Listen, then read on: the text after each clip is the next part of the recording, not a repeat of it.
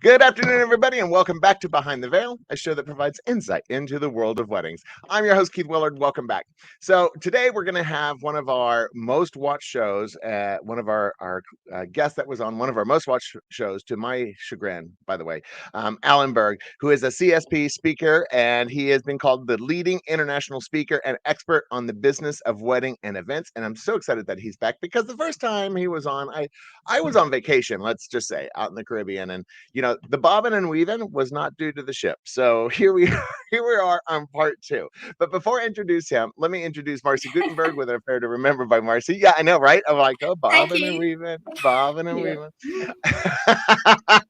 Well, one of the things that I really love about the show is that we're always live. So you never know what's going to be said or how it's going to be said. Or it was fun. In my case, all of them. Yeah, that was fun. And I couldn't believe that it was actually ended up being like one of our most watched shows with over 20,000 views. And of course, part of me thinks, do people just like watching other people trip and fall? Is that what it is? Because I know I laugh. I think so. Not that it was a great show. It's just that I think people really thrive on that. I mean, oh my God. Watching somebody else's catastrophe. Well, on top of all the things that Alan is, husband, father, speaker, etc., he's also incredibly gracious, and I am so excited to have him back on the show. Alan, welcome back to Behind the Veil, which is with a much more sober human being on the helm. I get the feeling that you're fun no matter what, Keith. I just get that feeling. I am, but usually I can complete a sentence. That's okay, but the sentence you had before was, "Más cerveza, por favor." That's what it was. No, exactly. And I was like, slur. Anyway, but anyway, I'm so excited that you're back on because again, it was one of our most watched shows. It was incredible, and what you had to say to people and the information that you were providing was not only relevant, but it was fun. People really had a really good time listening to you, and you did it in a way that was not teacher-ish. You weren't a professor talking to a whole bunch of bored students. You made it fun and invigorating and interesting. And so that's why I was like, not only did I want you back on the show because obviously I wanted a part two on this, but also because what we talked about was so interesting and so relevant for what people are going through right now, because they are going through a lot.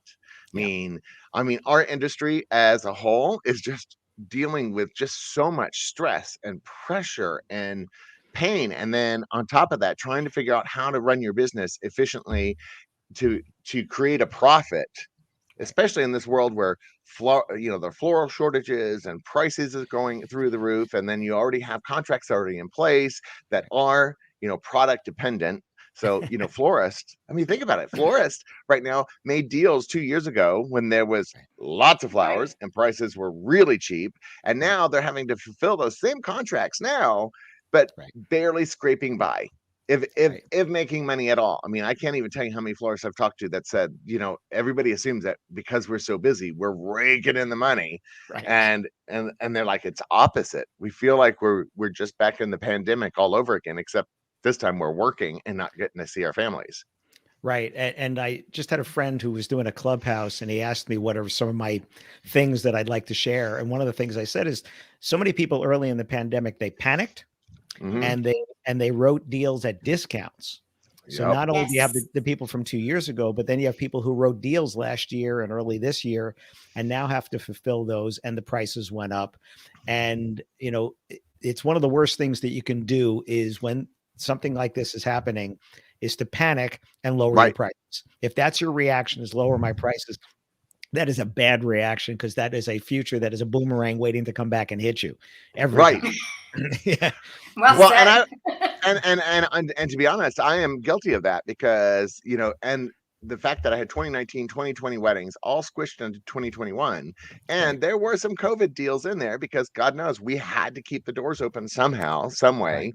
And, and they were time sucks. It seemed like the cheaper the wedding, the more of my time they wanted. Oh my God. And I'm like, okay, vampirist, you need to get out of my life. Anyway, but and that actually leads to some mental health issues, which we've talked on the show before, because I had to deal with a whole bunch of mental health issues. issues, which Sure. kind of led to the cruise and the over drinking by No. a huge amount. You didn't drink too much. You were overserved. Oh, no. That's it. You were No. overserved. It wasn't your No, fault. I was my own server, so that's Ah, a little hard. That's a little hard to. yeah. When You know, when the bartender's in the mirror, that is a little bit harder to pass off over there. Yeah, yeah. But the idea that the mental health issues, taking a step back, and when you have something crazy that happens, because you've been in the industry a long time, I've been in the industry a long time, yeah, and we've been through recessions before, and we've always come out of the recessions because the wedding industry chugs along. It's recession resistant. right, The problem is this wasn't a normal recession because we've never been told you cannot do what you do. We've been told, hey, housing crisis, stock market crash, 9/11, go through all those type of things. But we've right. never been told you cannot do what you do. 2019, I flew 140,000 miles. I was away 178 nights. And then Bet your family loves you. after March 13th, 14th of 2020, I didn't travel Yeah. till June of 2021. After being away half of the year in 2019, I was then home for 16 months, 17 months in a row. Oh my God. And that was a different thing, had to adjust to that. Fortunately, I've been doing remote presentations since 2007, so that wasn't a big adjustment. Right. But early on in the pandemic, we all thought, oh, this is going to blow over in a few months. And so people were doing things for free, and I was doing things for free. And I was like, okay, let's give back to the industry. And then after a while, you're like, this free thing doesn't have legs. It's just free can't last like this, because I don't know, the mortgage still wants to get paid and the lights want to get paid and all that kind of stuff. So we had to adapt to that. And some of us adapted better. One of the things that we learned is that we've been told for our whole lives you should have a rainy day fund. And those people that did, it rained. Hell, it poured. It was a monsoon. I was about kidding me. Exactly. And the thing is, right? That gritty Mrs. Gulch on her bike. Yeah.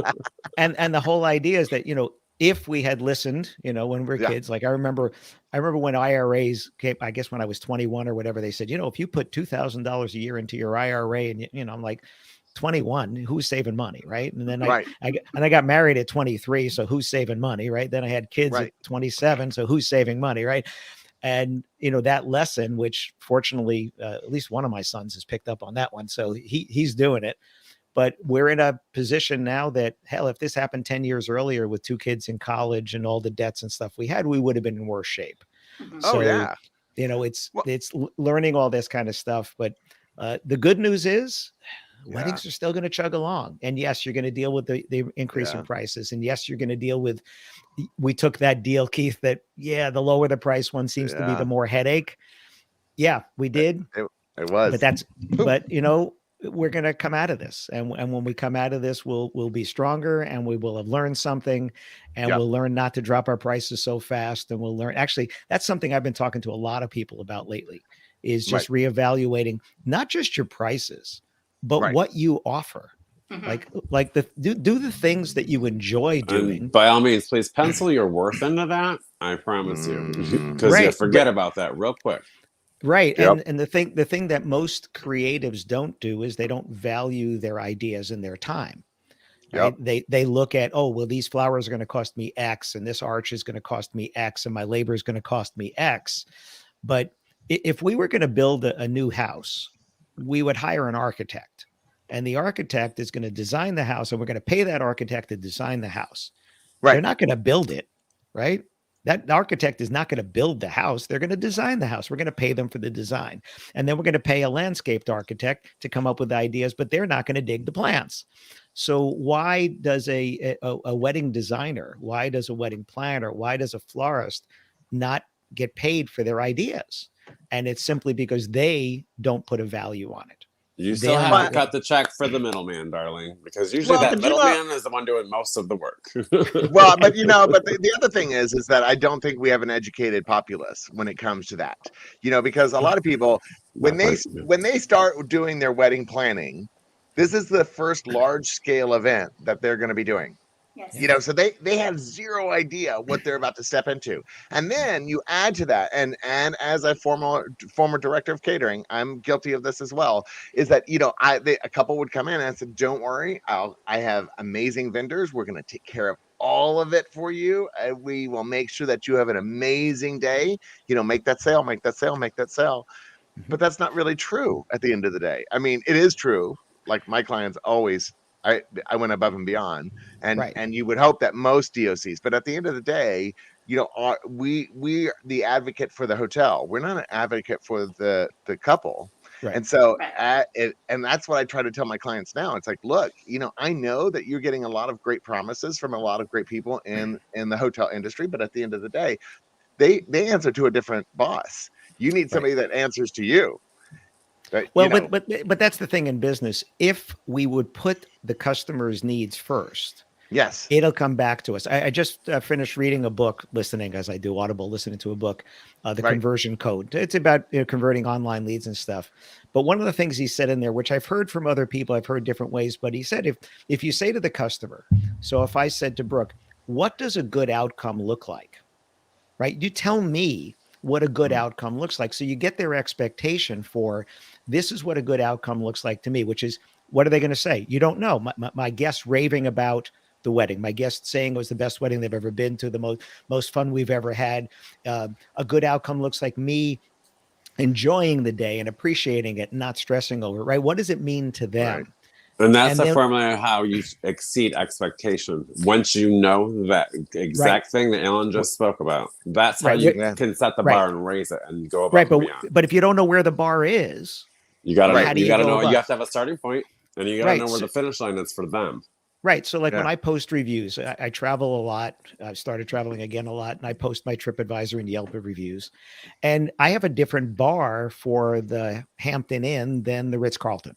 Right? They're starting at a different place. So I can give 5 stars to a 4-point Sheraton that was like, whoa, this place is really nice and beautiful. It's not the same as a Four Seasons, but the Four Seasons started with a bar way up here. And now to exceed that would be, what are you going to do to exceed that? So if we don't know where their expectation is, there's no way we can possibly exceed what the expectation is. And it's about asking better questions. You know, my most popular book is called Shut Up and Sell More Weddings and Events. I know. I was actually going to ask you about that, but go ahead. Yeah. So there you go. Look at you. Boom. And come on, plug. and the Caterer Venue edition, and just in case we have any DJs listening, the DJ edition. There you go. That was one of my COVID wins. That's funny. But the whole premise of the book is that we don't learn anything when we're talking. We're only saying things we already know. So if you want to learn anything about what this customer wants, not customers in general, but this customer. So if Marcy was my customer, I want to know what she wants, because by the time you get the inquiry, and this is really important, if you're a wedding professional listening, by the time you get the inquiry, they already think you're a good fit. Right. Now you have to prove them right, because the experience has to be from the point that they make that inquiry through to the point of the sale, and then through the point of their wedding. You have to show them that you are the right fit for them, and you're going to give them the best experience. And, you know, part of that is how you respond to their inquiries and how you have conversations with them and stuff, and lots of things there. But the thing is, you don't know what brought them to you. When they make that inquiry, you don't know if it was a picture that they saw, a video that they watched, a recommendation from a friend, a recommendation from another vendor. You don't know what it was, but you know what? You're on a really short list right now. So, you know, Keith, in your area, whatever that your trade area, how many other planners, how many other event professionals could they reach out to besides you? It's got to be hundreds, right? Easily. So if you figure by the time you got that inquiry, what is Tinder? Tinder, is it swipe left is bad? Nobody ever wants to admit to knowing. Nobody ever wants to admit to knowing it. What a cute idea. Keith, let's talk after the show, and I got another brainstorm. But by the time they reach out to you, they've eliminated just about everybody else, and you're on this short list. Now, is it 3 of you? Is it 5 of you? 6 or 7 maybe, but it's not dozens. It's not hundreds. So you just have to be the one that is the best one to respond. And we know that about half of couples will use the first one that responds. And this is not a wedding thing, by the way. This is a consumer thing, right? So, you know, I Marcy gave you 2 of these and 2 of these and 1 of these, and I think you should probably use these more than this, and you'll get a lot further in life. Right. So the first, go ahead. The first one that responds has the best shot just because you have their attention. But I tell people, I don't want you to just be the first one to respond. I want you to be the best one to respond, the one that's actually listening, the one that's asking better questions, so that you will find out what they want. And what I see too many people doing, I just did secret shopping for a client of mine up in Twin Peaks, California, up in the hills, in the mountains. Yeah. I did not know there was 5,800 foot peaks an hour and a half from LAX, but clearly. Wow. And we did secret shopping of my client and 4 of their competitors. And, and none of them did a great job because they basically did data dumps. You know, it's like, oh, you inquired, so let me get my shovel and I'm just gonna shove you all sorts of information. Boom, boom, boom, boom, boom, boom, boom. Well, hopefully it doesn't go to your junk mail. Yeah. Well, which a lot of them do. Relevant. Yeah, I'm going through that right now. But that's not a conversation. Yeah. But that's not what a conversation is. A conversation is the customer. No one wants to hear that. Yeah. The customer asked a question. Now the customer is going to ask the wrong question because you said it, Keith. They're going to ask how much it costs because they don't have what's called anchoring or framing. And anchoring and framing is that's what we use to make this decision is our past experience. But when you have no past experience, that's empty. So I'll give you a story. My cousin's getting married in February in Malibu. And when she was looking around at venues, and they're an older couple, it's second marriage for both of them. And they were looking around and they went to this one hotel that had been completely redone. It was beautiful. It was not a Ritz-Carlton or a Four Seasons. So it was a nice brand. And the room rental was $40,000. Right. So then they went to another hotel. Same, Keith. They went to another hotel, for a hotel, right? They went to another hotel, which needed to get updated, and the room rental was $5,000. So look at this disparity, right? So when they went to this venue in Malibu and it was $10,000, which is still not an insignificant amount of money, but they're like, oh my gosh, it's only 10,000, right? Because 10 compared to 40, there's your anchor point. That anchor point is up here, 10 compared to 40. Now it's gorgeous. It's outdoors. It's beautiful, but that's the anchoring. If the only price they got was 10 and they had nothing to compare it to, 10 seems like a lot of money, but 10 compared to 5 and 40, right? But a lot of times, the reason that people even book with me if they're cold calling, let's say they're cold calling, is because I answered the phone. I mean, it's amazing how many times somebody goes, oh my God, you're the first person to answer the phone. I've left messages on like 4 people's, and I'm like, oh, so I was number 5? Wait. But you actually get phone calls. Do you know who I am? Yeah. I should have been the first call. I get the same thing. I answer my phone the same way now as I did when I graduated college in my first job, and I answer the phone, Alan Berg. Yeah, that's how I answer the phone. I don't have to go. Thank you for calling Alan Berg. It's Alan Keith Berg. Willard. No, it just doesn't work. Right. Well, I say this is Keith. Yeah, this is Keith. Right. I'm like, hey, this is Brooke. If you need me, call me. Don't need me. I'm kidding. Well, the thing is, for me, commenting? They'll answer. I'll go Alan Berg, and they'll go, is this Alan? I'm like, I was like, were you calling Alan? And they're like, yeah. Yes. I was like, well, you got him. They're surprised that I actually answer my phone, but it doesn't ring that often. I think like real calls. It's I don't know. Do you get calls from potential spam? Whoever that is keeps calling me.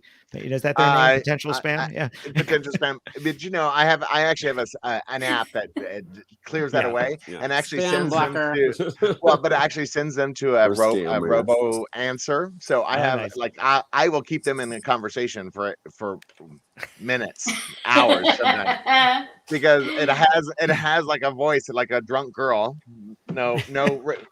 No similarity to this. Anyway, exactly. But anyway, it'll be like, hold on, I'll be right back. Hold on. And so I love it. Who called my name? My God. Oh, people get pissed. That's I love too funny. That's all right. That's right. But here's the thing: whether it's an email, a message on social media, a message through Wedding Wire or The Knot or any site like that, you have to answer people because they just took their day, and of all the things they could be doing right now, they reached out to you.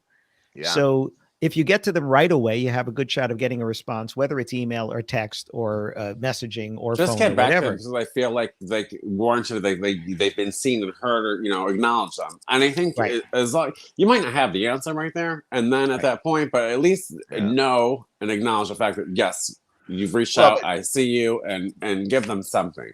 Well, but here, don't assume that they're price shopping just because they asked about price. Right. I think people sit in a pocket, though. I think they sit in a pocket as to whether it's a comfort level to know that when they ask the question about the price, they're not asking because necessarily they want to know about the price. They don't know what questions to ask. Exactly. So they ask about price because it's something that they know. Well, it's the right, and that's the framing out of them to find out what they're really looking for. And that's the framing. Is every other decision they've made, they price comes into place, and it's going to come into play eventually. Absolutely. But the thing is, if you're selling someone based upon a price and not based upon the results that they want, then they're not going to be a happy customer. What we have 100%. To do is sell the customer based upon the results they want. The reason couples go over their wedding budgets is because they set the budget in a vacuum, not based upon results, but based upon what? So I spoke at I told you last time, I spoke at a wedding expo for the first time. I've been a professional speaker for well over 20 years, but I spoke at a wedding expo to couples. And I said, how did you set your budget? And one woman sitting in the front, and she said, we set it based upon our incomes. Okay. Now, what does that mean? Right? What does that mean? So we make X amount of money, and we're going to set aside X amount of money. Okay. When she goes and starts looking with her partner for whatever they're looking for, they're going to find out what it costs to get the results they want. So I said, what's the most important thing for your wedding? And she said, catering. I said, okay, then you spend you spend your money on the catering and make sure it's what you want. And then whatever you have left over, spread it around. And then I asked somebody else, I said, what? And there was this couple, and they were cute because they're looking at each other like they didn't want to tell me. I said, what's the most important thing? And they said, the photo booth. I said, great, then go find the coolest photo booth you can find, whether it's a trailer or a VW bus or, whatever it is. What does it mean to you? Because again, what does the outcome look like to you? Keith, are you jumping on this or me, darling? Because we're gonna have the same answer. I'm like that poor sad couple. Well. Oh my God, they're gonna have the worst wedding ever if that's their focus is a damn photo booth. Oh my God. But here's the thing, Keith. Two things. Keith Miller, please tell the children. No. Go ahead. Alan, Go ahead, Alan. You know what they are. No, but the thing is, it's their wedding. It's their vision. Now, your job as their planner, your job as their guide is to say, great, we're going to make sure the photo booth is really cool. Now let's talk about the rest of the experience for the people when they're not taking pictures in the photo booth, right? That's 100%. Your job, right? And that's asking questions again. And now it's saying, okay, now when they're not in the photo booth, because it's funny, because I tell people the way you sell a photo booth to a couple is just say to them, have you thought about something fun for your guests when they're not dancing? Right. That's the photo booth. Yeah. It's but they flipped it 180 degrees and they're saying, hey, the photo booth is the most important thing. Okay, now let's talk about what they're doing when they're not in the photo booth, right? Let's figure this part out. Yeah, but then they'll figure out that, you know what, the food is important and the music is important. The other things are important. Entertainment, food. Right. Well, to me, should be in the top. The two biggest regrets that couples have after their wedding, and this goes back to my days. I was vice president of sales at The Knot. I consult to The Knot and Wedding Wire and sites like them around the world. We might know a thing or two about that. Yeah. And the two biggest regrets couples have are not having a planner and not having video. Those are their two biggest regrets. And you don't realize what a planner does until you have to do it yourself. And you don't realize the value of video until you want to see what happened and you can't. I actually wrote an article for Wedding Magazine years ago. It's on my blog called Let's Watch Our First Dance. Oh, that's right. We can't. Right. and the reason is I found years ago 8mm black and white professionally shot movies of my parents' wedding in 1954. 54. Not Uncle Charlie with a little camera.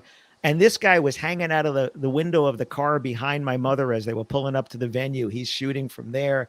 And I can watch my dad stomp the glass and I can see, great aunts and uncles that passed before I was born. Right. Mm-hmm. But I don't have video of my wedding.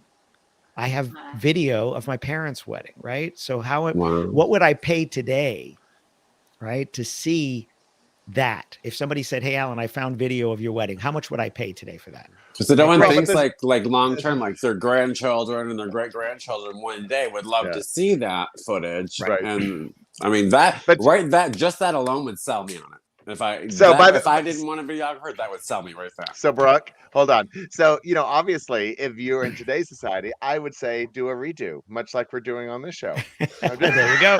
There you go. I'm just, there you go. I the was wife on in the time, dress. just like it was the last one. Right. So, and Brooke, here's the thing: the way to get a couple to understand is because couples will say, you know what, I have friends that have wedding video, they never watch it, and the answer is very simple: it's not how many times it gets watched; it's what it means to the people that watch it, the times that it does. See, that's Right? such a smart way to put it. That is such a smart way to way. I'm glad that we have a video because our photographer we Yeah. hired at the end, and at that point we had already gone way over our budget. So you went cheap. So you went cheap. And yes, but it was somebody. Mm. It was somebody I knew. And Oh, first sometimes rule that of wedding isn't planning. always- First rule of First wedding rule planning. of Do not wedding hire. planning. Do not hire Anybody friends. you Do know. not hire friends. Oh my God, So I've said I that a learned million that a long times. time ago, but in any case, I'm so thankful that I have the video because the moments Yeah. that were captured we still watch it. We I know. still watch it. I mean, But but that, again, don't hire friends. I am going to tell you No. right now, every bride out there, I don't give a F and about don't like hire who- the people that your friends Yeah. tell you to hire. Hire Nope. people who you identify with. Right. Listen to them. Talk to them. Find out if because you're with, Yeah, but especially your but that- photographer and your videographer. You're with them for a All long day. time during the day. Unless Yeah, but they Marcia- promise You to have fulfill the that connection. contract when they were like, I got no, you no. whooping your husband's ass before you walked in the reception Yeah. door. Ladies, That's when you need to keep. but no, ladies, we're going to go back to the initial thing. Do not hire friends, and you can hire recommendations from other people, but do your own diligence. Do your Right. Yes, they're in the Right. field. Yeah. I mean, Right. And the thing with friends, we've all been a friender, right? Like we've helped Yes. out a friend with something. We've been a friender. And I get that. My son's girlfriend shoots weddings, photography, and she's got 21 first cousins. So I'm sure the first time it was, hey, you're coming to the wedding. Can you bring your camera? I'm sure I hate that's that. how it happened. Right. It's like, But the idea That's is like we've done this, but we're also professionals. So, you have to understand that when you're doing that, you're still a professional. So if I was a photographer and you asked me to come and shoot the wedding, I'm not going to be drinking. I'm not going to be, schmoozing with the other guests. And that's the thing is, what's the expectation? But what's the expectation? And I mentioned this the last time I was on because this had happened shortly before we had that other recording where someone hired a friend who was actually, I believe, a pet photographer to come and shoot the wedding. But listen, what's a pet photographer? If they're a talented photographer, they're just shooting animals instead of people. Okay, great. So they know how to use a camera. A wedding, what I'd say is a wedding photographer is not someone who's just talented with a camera. It's someone who knows what's going to happen, anticipates it, and can capture the moments because they're anticipating it. So what happened was the photographer goes to eat and the groom gets mad because the photographer is going to eat and is like, I've been here for, 10 hours or whatever. I've been with you. I'm going to eat something. It's like, we didn't pay you to eat. We paid you to take pictures. And mind you, they paid like $350 or $400 for this person to come. And the photographer takes the camera, turns it around and deletes all of the images that they took. Well, part of my highlighter, kids. I think, you know what? I messed this up today, and I think this calls for a little highlight. Wow. Right. Just deleted all the pictures. Right. That's So- mean spirited as all hell. No, but you know what? Good for them. To be honest, you want your $350 back. You think that that's all I'm worth? You think that you can't feed me, you can't treat me like a human being? We've talked about this on this show multiple times. It's like you better be nice to your vendors because they're working their ass off for you. Now, how many times have we given up our meals, Keith, our individual meals to vendors so that they were fed because Brooke can't do math sometimes. Well, but that's a lie. But, I'm good at two things: makeup and math. That's the thing is that when it comes to certain things, it drives me a little crazy. Like I don't understand why a band that's only playing for 3 hours needs to take 45 minutes out of that 3 hours in order to eat. That drives me crazy. many times Brooke and I are there for 10 and a half, 12 hours. And we I have don't my eat. florist there for 6 hours. Like I'm Yeah. sorry, and I've done this. That's why Keith and I have because of my judgment, good and I thought, but I'll feed my florist first because you've been there on this ride with me for 6 hours. You've been here for 3. You can press play and walk off stage sometimes. You know what I mean? They're people. They're people. Yeah. When I played in bands, I didn't do weddings. I played in bands long time ago in high school and college and a little bit after college. Why does that not surprise me? Well, have you seen my piano playing videos? Have you seen any of those I put up? No. So a COVID thing, a friend of mine kind of, I don't know if he dared me or somehow got me to put a video up me playing piano, which he knew because we had been at a conference. He's a videographer. We've been at a conference. We were going to meet for dinner. He comes down to the lobby. He doesn't see me. He hears somebody playing piano. He goes to see who it was, and it was me in the lobby of the hotel. That's cool. Because there was a piano and it wasn't locked. So sorry, it's getting played. I've done this all over the world. I played Vegas 4 times. I mean, it's crazy. So I put this video. I can bang on a me instead of chopsticks, honey. That's what I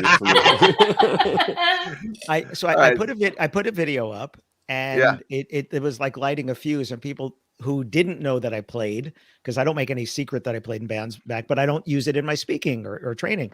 So, and people are like, oh, that's great. So I put another one up, and then somebody's like, where's your tip jar? I'm like, oh, I don't want a tip jar, but I said, you know what, maybe we could do something with this. So I would put up charity links and the videos that I put up, and they're just literally, it's my iPhone, me sitting and playing on my baby grand piano, have raised just about $2,700, mostly for food banks. Just great. Fantastic, yes. Just one of these things. It was just one of these things. But what I was getting to is when we played in the band, we would take a break and we'd either put on music or one of us would play. Like the guitar player would play by himself or I would play by myself. Heck, when the guitar player broke a string, I would break into the Peanuts song, the Schroeder's theme. I would break into that while the guitar player was stringing a string on, and the audience. Now we're playing in a bar, right? But the crowd would go crazy because they knew that song and it was unexpected. Right. And I'm just distracting them from the fact that this guy is frantically rapping his string on his guitar. But that was the point, was no dead air, right? Hey, Keith, the kitchen's on fire. Yes, exactly. And the strobe lights are fire alarms. That's all right. They're tied into the base. Fabulous. Yeah. That, ladies and gentlemen, is how I got my job. True story, actually. That's really funny. But but again, we look at the event professionals, and we've all been in this world long enough, and we've all made it through COVID. Now, Brooke didn't get to have the joy of this wedding that I was just part of, but we actually had, and thanks to shortages in labor and trucking and what have you, we actually had a wedding at the Perez Art Museum. Stunning location, stunning, amazing.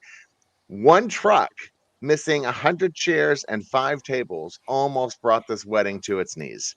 And that to me is crazy. And yet people are screaming and yelling, and I stayed calm. I have to be calm because nobody else is. And when the people got there, what did I do? I said, thank you so much. Thank you. What I love about this is like the different vendors that were there, they didn't care what their station was, what they brought to the table for this wedding. They all worked together, no matter what they brought to this venue. Well, and they just got it done, and that was amazing to see. And they all ran to the truck all together, and what we did is, and it was amazing because Rock With You was the DJ live band. I had them go into a 15-minute horror. because that's a short one. Like, where's the? That's a short horror. Yes. I know. Isn't it an hour and a half? Isn't the horror an hour and a half? And we were literally setting up tables behind people and chairs and servers and truck drivers and all these people came together, and it was amazing. And the thing is that what did I get? Feedback from the client is like, well, they made our night so stressful. I'm like, they didn't actually. We were only 10 minutes behind. What made it stressful is the fact that you. What you don't know is, is that you didn't listen to me. Those strobe lights are not tied into the base, darling. The kitchen is on fire. And what would be the difference if they didn't have you, and they had somebody else, and who wasn't calm and making things happen? It would have been a whole lot more stressful. And, Oh, yeah. but that is that. But The that's the king of spirit. patience is Right. the man upstairs right here, who has taught me every ounce that I even hold now in my heart and in my brain. This man can sit there on a dime and be like, nothing's wrong. Yeah, And I'm nothing like, wrong. how do you do this? But Alan, what were you saying? What were you saying there? Sorry, Alan. Well, this is what's great about the industry is when you say that everybody chipped in and nobody's standing there going, oh, well, it's not my job to unload chairs. No, the chairs need to get unloaded. We're going to unload chairs. And that's what Right. this industry is about, Mhm. is we're going to get it done. This is the get it done mentality. When you do your job well and things like that don't happen, it seems to the crowd like you didn't do anything because Yep. it was what was expected. Just like when you go into a restaurant, you sit down and the table's going to be set. There it is. It's set. Yeah. And if it's not, then you notice. But if it is, you don't go, oh, I wonder who set this table. It was just Right. there. And Right. we don't get credit for doing it right. We lose points for getting it wrong. Right. Mhm. If the truck had showed up on time and everything was there, nobody's going to say, oh, good, the truck showed up on time. No, it was just there. It just happened. Right. But Where the reason credits are due is, oh, sorry, I don't want to cut him off again. Finish, Alan. Then No, I'll I was say gonna what I want to say. no, but when you hire professionals, you get Right. professional results. And going back to the And whole friend that's what I was idea. going to speak about. Because everybody moved the way they did, that speaks volumes of Keith Willard events.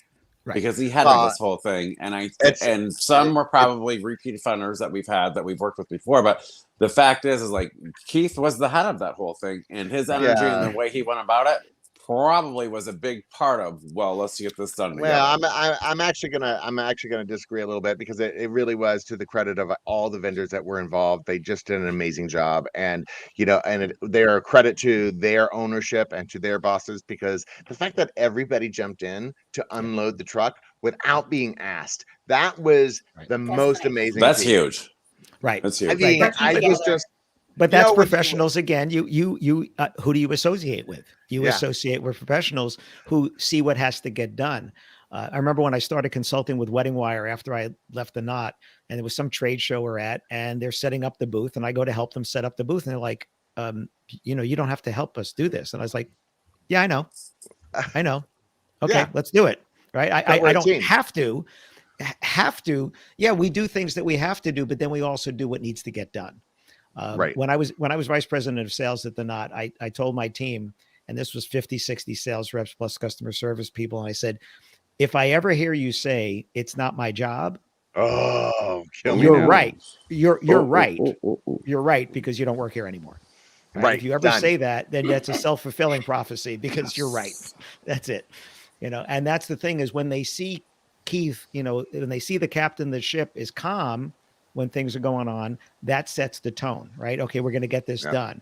If he was running around with his hair on fire, that sets a different tone. Mhm. Well, And and screaming doesn't do ananybody any good. At the end of the day, Yeah. you can scream and yell all you want during an event. And I have seen event planners and other event professionals lose their shit. And lose it. Yeah. And what happens at that point? Everybody stops listening. Exactly. They all stop listening because they've been yelled at. So now, not only do you have a bad situation, you've just made it worse, because now everybody that was going to help you is going to stop listening to you. And that doesn't do anybody any good. But but this kind of ties back to the original conversation about anchor pieces, right? How do you set this anchor piece with a new person that has never done weddings before, and they come and you now have to figure out how to, first of all, listen, because I did listen to that part. You're right. Listen to what is important to them. But then how do you infuse your answer with things like this? Right. So it's asking a question so that you can get into the conversation if they want to engage in that conversation. So it's the difference between telling and asking. Okay. And I'll give you a short story example of this. I was up in Boston with my cousin. We go to a pizza place, which we were told to go to. And it's like the Cheers of pizza, right? Everybody knows everybody. Amazing. We walk in, we're the strangers. We sit Like, down. who the hell are you? Yeah. We sit down. The waiter goes, "What do you have?" We go, "We didn't get a menu." Right. And he because everybody knows what they want. Literally, everybody knows what they want. And there's only one menu. Yeah, probably. I'm from there, so I know. So do you know Santarpio's No. pizza? Okay, anyway, so he gives us menu, walks away, comes back like a minute later, and he says, "What do you have?" And we said, "We're still looking." He goes, "Okay, you guys are lost. I'll tell you what you're having." Now we're down above it. Now listen, I'm from New York City. I'm from New York City, so my inside voice is like, "Okay, pizza boy, tell us what we're having." You know? Yeah, that's Right? why I like you. Right. You're Right. from the Midwest. So he starts going into this dissertation about this meat pizza with pepperoni and sausage and meatball, whatever. And I'm like Pavlov's dog. I'm drooling. Me too. And you know that record scratch sound, you know, and all of a sudden there was this record scratch because my cousin goes, "I'm a vegetarian." Now he had just done his oration about meat. Now someone else with your questions. Right. Sorry. Now the difference, this is what he should have done. Funny. One change. He should have done this. "You guys are lost. I'll tell you what you're having." I'm okay with that. He should have said, "Do you like meat on your pizza?" Mm-hmm. Oh, and if he did, I would have said, "Yes, I do." And she would have gone, "I'm a vegetarian." And he would have said, "Do you mind if he has meat on his half of the pizza? Because our most popular whatever is this." And now he has permission. He has permission. So it's asking questions. So asking a couple, you know, what have you experienced at other weddings that you absolutely have to have at yours? Oh, and I love that question. Right. Yeah. What have you experienced at other weddings that you definitely don't want at yours? I love that question. Yeah. Because that's the more important question. It's the what do you not want? I was in Melbourne, Australia, and I'm at this hotel, and a couple came in at night, and they were talking to the assistant manager, just came in talking about a wedding. They didn't have an appointment. And I was leaving dinner, and I heard him around the corner. So I'm standing just like listening to this conversation around the corner. Yeah. And he starts telling them about how their chef can handle all the food restrictions and stuff like that. But he went on for about 5 or 10 minutes, but he never said to them, "Oh, do you have any guests that have any food allergies or any food restrictions?" So they might not have had. Yeah. Right. But he went into this 5 or 10 minutes about that, which I was at this venue the other day, and they were telling me about where the handicap parking is because there were stairs and stuff like that. And then part of my sales training, what I'll do if we have the opportunity is I'll go on tours with their sales team. So this couple came in and they're going, and I said to the couple, "Oh, do you have any guests that have any mobility issues?" Right. And they said, "Not that we can think of." I said, "Well, if you do, we have handicap parking and we have a ramp over here. That's great." Right. And that was it. That was it. That was 10 seconds. Right. That's just like with my good English. We get people married. We don't get people killed. So I got you, basically. Right. But but you valued their time. You valued their time. Well, what I want to talk about is what's important to them. Now, if I said, "Do you have any guests that have mobility issues?" And they said, "Oh, thank you. My grandmother's in a wheelchair." Right. I said, "Well, we got grandma covered because we have a ramp right over here and no problem with that, whatever." Now, they would have appreciated that. But since they didn't, why am I going to talk about that? Right. Let's talk about what is important to you. Let's talk about, how many guests let's talk about these different things. So asking the question, do you have a lot of guests coming in from out of town? Because we know that the attrition rate, right, from invitation to wedding is going to be different if everybody's coming from 15 minutes away or if they're coming from across the country, especially these days. Right. So, but asking that question before going into you say you're inviting 150, that's probably going to be more like 110, 120 that'll actually, right? Something like that, having that conversation. But it's asking a question, which leads to what I want to talk about, as opposed to, or maybe not. Like, I'm not going to talk about food restrictions if you don't have anybody that you can think of that does. And I'm not going to talk about the ramp and all the handicapped access if you don't have anybody that has mobility issues. I'm not going to put more thoughts in your head or more worry as possible. Right. But the thing is that you also have to deal with other planners, other wedding professionals, what other weddings that did things wrong. And let me put this out there. So, again, Perez Art Museum, this was my problem child for this last year, which is surprising. But when we were doing the timeline and we were talking about transportation, because we did have to bring everybody over for photos, etc., I had it very specifically that the bridal party is first, family is second. Why? Because family typically has kids and some other, and you're going to a museum, which means there's no food, no beverage, no place for the kids to do anything. So let's minimize their time as much as possible. Right. argued with the family. I let me say, not argued. I presented my points, and she said, "Well, that's not how the other weddings have done it." And so, that's what we know. Right. Well, the other mean, weddings also brought you a kiddie pool filled with sand and said, "Go poop and play in the same place." That part. Exactly, but that's what I'm saying. It's like, if another wedding professional has already screwed it up, how Right. do you then correct it? Well, and the thing is, you're not going to correct it by telling them they're wrong, because that is their Right. framing. That is their Right. their experience. You say, that's great. I could absolutely see how that would seem like the right thing to do. Let me just throw this out at you. Right. Kids that come around is probably the bane of your existence here at a museum. They're running around, they're touching things, they're doing things like that. Right. Wouldn't it be a good idea to have them be here for less time so that you have to worry about that less? Now I turned it around to make it the benefit of the museum. Right. And the benefit of the customers, instead of saying that you're wrong. Because just like nobody likes to be yelled at, nobody likes to be told that they're wrong. And the West Wing it's almost like a child daycare center. Right, but it's almost like it was almost like you were there, like literally, because that's exactly what I said to her.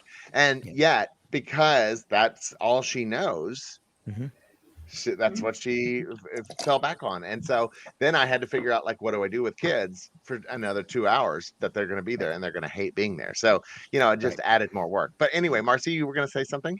No, I mean, I think that people need, vendors need to sit and look at the questions that they need to ask. I worked in market research for 5 years when I first started out, my first paid job, so to speak. And I learned very early on about probing and asking questions and furthering the conversation, because ultimately you're only getting a little bit of what that client really wants. You want to know a little bit more than what you think you want to know. And you just have to ask the right questions, because you'll find out that even though they say something may be important or not important, in the end, it may have a different importance to them, just on a different plane. So you kind of have to fish through what they think they're telling you and what you think you're listening to ask those further questions to get in a little bit deeper. Right. Answering a question with a question, which will get you behind that surface answer there. Exactly. And then the thing is, if you ask bad questions, you're going to get bad answers. Exactly. Saying to somebody, "What's your vision of the day?" is so broad. God, I hate that question. Some people can't answer it, right? I have two sons. One is a graphic designer, one's a financial analyst. My financial analyst son doesn't think that way, right? What's your vision for the day? He doesn't think that way. So you're asking a question that he's not going to be able to answer to give you any good information. Right. But getting more specific, are there any foods that have any special significance to you and your family? That's a better question than what food do you want? Because I want to know why. Not just what, I want to know why. Right. And I said to these Willard knows that's my middle name. I want the answers to everything. I want to know why. But the why is important, because the what doesn't tell you the why. And it's the same with, I was talking to these couples and I said, when we get to the do not playlist for your wedding, let's make it really, really short. If it was the song from your first wedding, okay, we cannot play that, right? If it was your song with your ex, okay, we cannot play that. But don't not play the electric slide when you know that your cousins and your aunts are going to be on the dance floor. Are going to dance to it. And the cha-cha shuffle, battles on the dance right? The Cupid slide, right? And if you don't want to dance, don't dance, but don't deny your guests. So here's what I said. And the easy fix on that is just pick a different song with the same 8 counts. Yeah, but anyway, go ahead. So what I said to these couples was there's 2 things happening on your wedding day. The first thing is the most important part, and it's you're getting married, and your friends and family are coming to watch you and to celebrate with you that you're getting married. And if that day ended, then you would be married. You didn't have a party, but you'd be married. And a friend of mine's son called me up when they got engaged, and he said, how much? He lives in Brooklyn, New York. He said, "How much does it cost to get married?" And I said, "About $100. And he said, $100 a person? I said, "No, about $100. You need a marriage license. You need to take the Uber to City Hall. And maybe you'll have money for pizza left over. Maybe you'll have money for pizza. But that's what it costs to get married." Right. The second part of the day, and this is important. I heard Colin Cowie say this, gosh, it's got to be 20 years ago. We were at the Central Park Boathouse for an Association of Bridal Consultants event. And I heard him say that he tells his couples, and we're talking, 7-figure, 8-figure weddings. Right. This is your first chance as a married couple to be hosts for your friends and family for a party. This is not about you. This is about you being hosts for them. So I interpret that as, well, what food would you serve your friends if they came to your house? You'd serve what they like. What drinks would you have? You'd give what they like. What music would you play? What they like.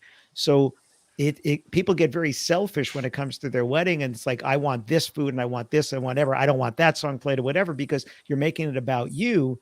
Yeah, the ceremony is about you. It should be about you. I wish people told me that when I got married, because ours was, we had a rabbi and a minister, and the rabbi said, when do I show up? And the minister's like, you have to come to my office and you have to talk to us. And I'm like, all right, whatever. But the ceremony was a pretty much standard, do you love, honor, cherish, yada, yada, yada, yada. Here we go. Married. Right. Yeah. And now people spend so much time, which I think is great, on what do I want to say to this person I'm about to marry, and what does this mean? And like ceremony sound, I tell the entertainment companies, when you're talking about ceremony sound, first of all, do not let anybody not have it, but just ask them a question. Have you ever been to a wedding where you couldn't really hear what they were saying in their vows? Yes. Yes. Right? Now there's two possible answers. One is no. You say, well, then somebody did the sound right. And if the answer is yes, oh my gosh, I couldn't hear it. Say, well, that you don't want that for your wedding. You want Aunt Sally in row 14, to be able to hear every word. Oh, absolutely. Great. Then the ceremony sounds a given. Right. But again, I asked the question. I didn't say microphones and speakers and yada, yada, which is a means to an end. I talked about the end, which people will act faster and spend more money to eliminate negatives, to eliminate the things I don't want. They'll pay more money. Right. So have you ever been to a wedding where you couldn't hear what they were saying with the vows? Is getting them thinking, oh gosh, I don't want that to happen at my wedding. And you're right, you don't. But if I say, oh, it's $350 for ceremony sound. Oh, I don't know. Do I want to spend that money? Right. I'm going to take you on every future sales call. That's all there is to it. Sorry. Yeah. Cause I got a riddle I need you to solve for me, Alan. Okay. What are the top, and Keith, where I'm going to probably go with this. So, because this is what me and Mr. Willard do. What is your perfect formula for the top 3 things, the most, if you had to pick 3 out of 5, because I think there's 5, the top 3 things that shine out that need to be the star of a wedding and reception? Well, and I actually was going to piggyback on that. And then, on that, what are kind of the top, say 5 questions that every event planner should be asking? Okay. There you go. Well, someone's been trained right.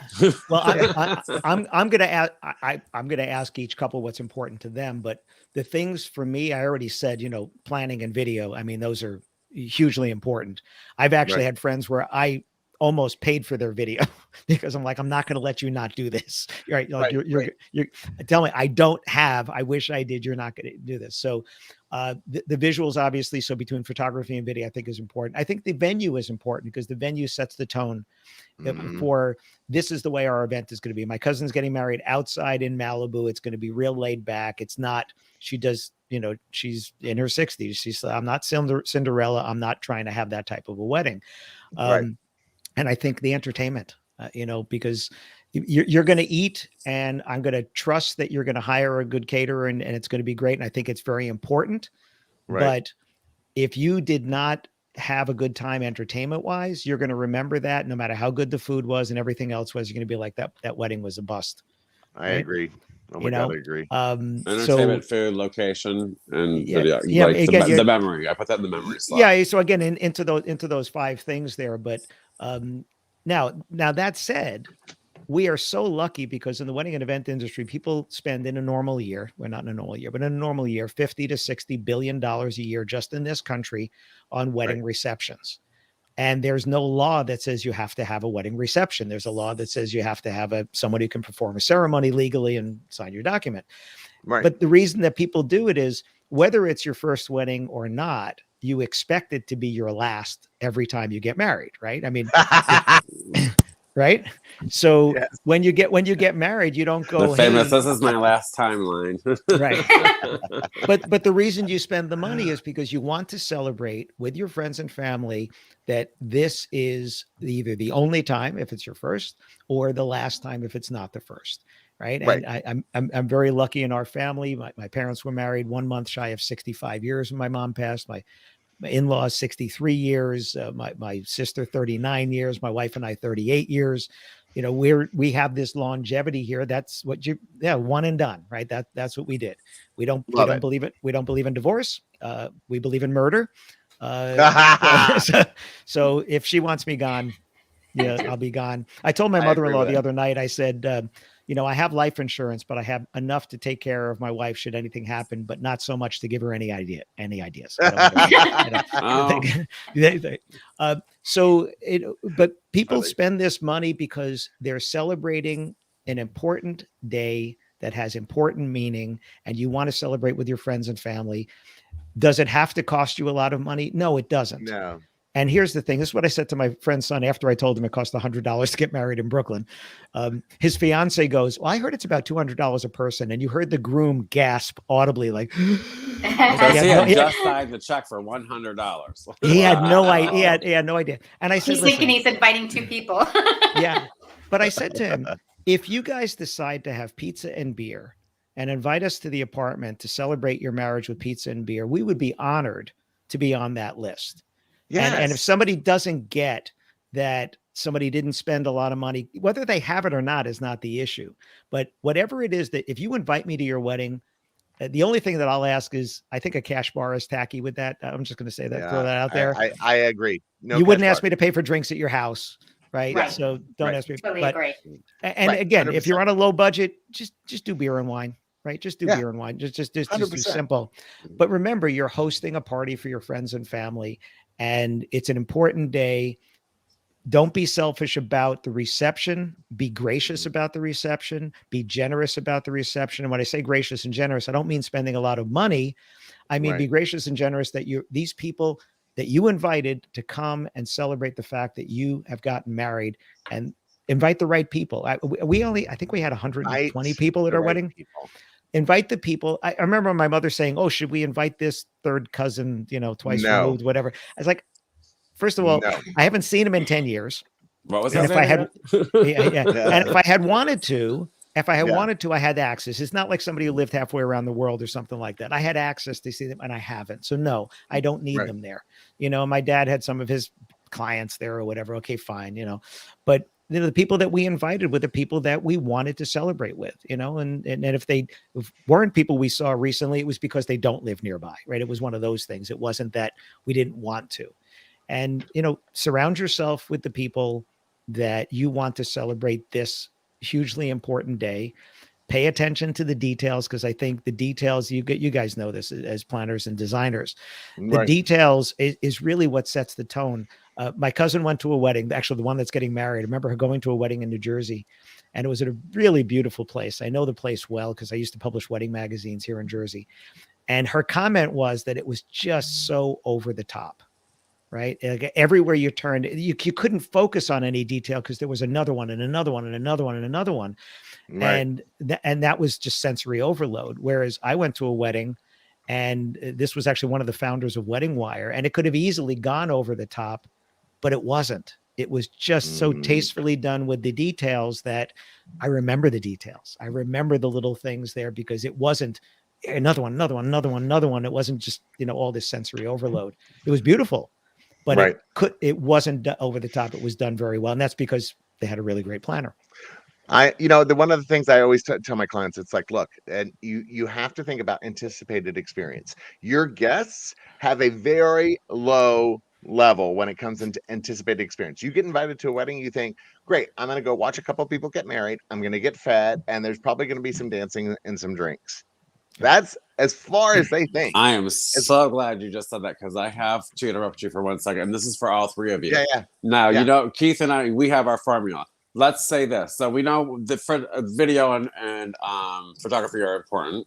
Food, location, entertainment. Let's say top 3. Let's do video. Well, actually, when I ask the question, I'm going to excuse video, and you'll know why in a second.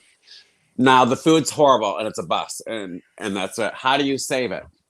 You've got your entertainment left, and you've got what? Videography? Well, we don't want to catch the bad, whatever. Right. So, but throw it in there. I need each of you to answer that. If the food is a bust and it's terrible, how do you save this wedding? Entertainment. I think, entertainment. But the other thing, I think it starts with your guest list. If you have the right kind of people coming to your wedding, you're going to have a good time no matter what. And if the food's a bust, then if you have the right kind of people at your wedding, you order pizza and everybody has a laugh over it, and you still have a great time dancing and enjoying the evening. But you have trained me well. But if you have that was the correct answer, ladies and gentlemen. Yeah, but I'm it's saying, all about being together. Yeah, right. And if you have somebody that comes to your wedding that complains or brings up the fact that the food was terrible to the bride and groom or to the parents, to me that's just plain rude, and they shouldn't have been invited in the first place. But guess what? We're going to catch on video is all that good dancing and all the entertainment. Right. That's what they'll remember. It's like, let's get everybody back on the dance floor. You back into it. Yeah. Having a great MC, not just DJ, but a great MC that can help with that. Yeah. And then it's also, if the couple's freaking out, then the guests are going to freak out. Right. 100%. And it's just about having the right people there, understanding what's important. I went to a wedding of a DJ, and I was expecting this to be like a rave, and it was the most chill wedding I've ever been to. And there were at least 7 DJs that were there as guests. There were only maybe 100 people, maybe not even. Right. And the DJ that was DJing, who I knew also, I remember him. I went over and I say, hey, how you doing? He goes, I would normally have a dance floor packed full of sweaty people by now, but the couple doesn't want it. And so he was doing what they wanted. And there was a guy that was a singer first. He was like a Bublé, Tony Bennett kind of a guy. He was phenomenal. Nice. Had an ego to match his talent, but he was phenomenal. Nice. And then the dancing got going, right? But he said, this is the wedding that they want. He said, I would normally have, everybody's here. The jackets would be off. The shoes would be off already. But that was the wedding they want. And I have to say, it's the only wedding I've been to where my wife and I talked to the couple who got married at least 4 or 5 times that night. And I don't mean like, hi, how you doing? I mean, like actually had a conversation with them. That's nice. And that doesn't normally happen. So what do I remember? I'm remembering this wedding from, it's funny. We just got their Christmas card because they have twin girls who are, they're probably 5 or 6 by now, and another little girl, right? I'm looking at the Christmas card going, but I remember this wedding like it was last year because the details were right. And this was not a big dollar wedding, but it was just so them. It matched the couple so much. And I felt like I was at their house, felt like we were just hanging out with our friends. And that's the thing. It's like, again, if you invite the right people and you have, like, I remember there was a wedding that, most couples would freak out if it rained on their ceremony. And this couple was just having such a good time just being married that when it poured, they enjoyed the hell out of it. Actually, they reveled in it. They were like, the photos that came off of this wedding were extraordinary. And because they were having such a good time, their guests had an amazing time as well. I feel like this starts with a Nicole. Well, no, it wasn't Nicole's wedding. Actually, it wasn't Nicole's wedding. But, it's not the issue that it will make or break a wedding. It's how you react to that will make or break a wedding. Like, absolutely. You embrace the unexpected. Everybody else will just follow in place. And we know we know that a lot of people are a little tightly wound when it comes to their wedding day. 2 weeks before my wedding, for that 2 week, I actually called my future mother-in-law and I said, "Is it me?" And she's like, "No, honey, no, honey, she's just all stressed out now." I was at a venue recently in Fort Worth, Texas, and their train tracks are next to this building. When I say next to this building, like looking out the window, we're reading Fort Worth. Right. And a train came by during this sales training I was doing. And somebody said, "Hey, does that ever happen during a wedding?" And they said, "Well, it could." And there was one time that it came through during the ceremony. The couple, they stopped the ceremony. The couple just looked at each other and they just smiled. I was like, yeah, this is different. This is us. This is Fort Worth. This is what it is. This is what we do. Yeah. Right. They didn't go, "Oh my God, ruin my wedding." No, it's not going to ruin your wedding. It's not. and very few things are going to ruin your wedding. No, Right? there's very few things. There's very few things but again, it's how you react to it that'll make the difference. And unfortunately, that is our hour. Actually, we're like way over our hour. But anyway, I just wanted to say, Alan, thank you so much for being back on the show. And I hopefully that we can have you back on the show without having to then talk about the fact that, because obviously, I may try clocking late for that part. That was painful enough to watch the first apology. I didn't want to see the second one. Can we do this? Can we do this when it's 5 o'clock somewhere? Let's do it. Let's do a part 3. Let's do a part 3. Part 3. I'll have a little bit of bourbon. You have your choice. No. Okay. We've agreed that I'm going to drink 4 Keith from now on. So there you go. That's the program. I appreciate that. Never again live. Well, thank you so much for inviting me. You guys have a very, very happy New Year. And anytime you want to do this again, it's just so much fun hanging with you. Yeah, amazing. Thank you for coming back too. We appreciate it. Yeah, thank you. All right, everybody. So we'll be back. Happy New Year. So yes, merry everything and happy always. Yes. Well, and I'm so excited because next show will be in the new year, and it'll be our 3rd season. Wow. 3rd season. Yay! What is happening? Oh my God! I might bring back lashes. All